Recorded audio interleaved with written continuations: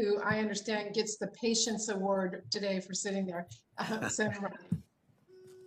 Seem to be able to get there. My mic goes on. The light doesn't, but the mic does. Thank you for being here today, and appreciate Senator Murray you giving me this opportunity. Dr. Levine, are there school districts that are open in Pennsylvania and some that are closed? Well, Senator, thank you for your question. We're short of time. So are there school districts, some open, some closed? There are some school districts which are remote and some school districts which are in person. Okay. Has there been a public health analysis to see those that have been open? Has there been a massive spread of COVID that's different than those that have stayed hybrid or all remote? I'm not aware of that analysis, but I...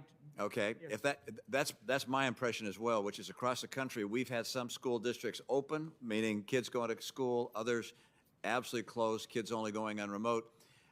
The evidence doesn't show so far that those that have been having kids in classrooms are seeing a spike in COVID cases. There are also countries that kept their schools open.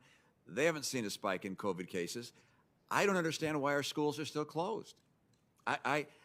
There are some of us who feel it's a submission to the teachers' unions, and because they're such big donors to the Democratic Party, that the administration is saying, oh, we're not at state levels, at the federal level, we're not going to push to get our schools open.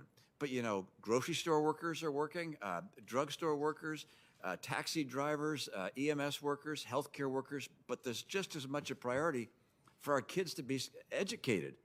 And I just can't understand why, given the fact that the data doesn't show that there's a problem for teachers or for families having kids going to school, we got to get our kids into school.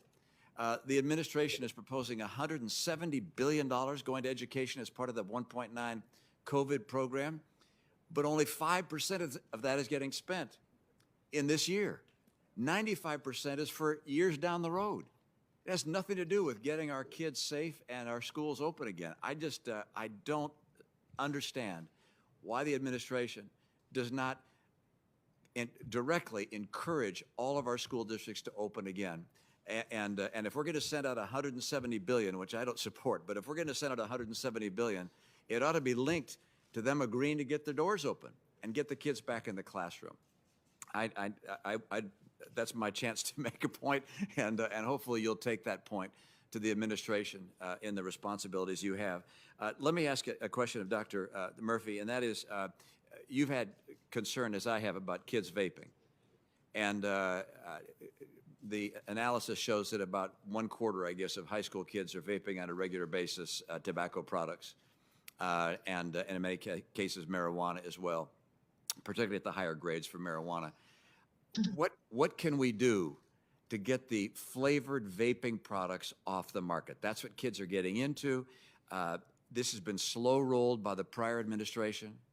I think the prior administration was so concerned about the vaping shops and the adults that wanted to use the flavored products that they slow rolled this.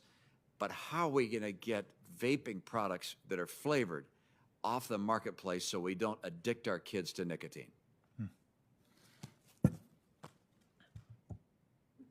Well, Senator, thank you for that question. And it is good to see you. You were my governor in Massachusetts when I first moved there for medical training. So it's nice to see you in person. I take full credit for that. Thank you. Listen, I share your passion for this subject. When I was Surgeon General, I issued the first federal report on e-cigarettes in youth. And I still am deeply concerned that while we have seen some improvement in numbers, that there are still millions of children who are exposed to nicotine through vaping.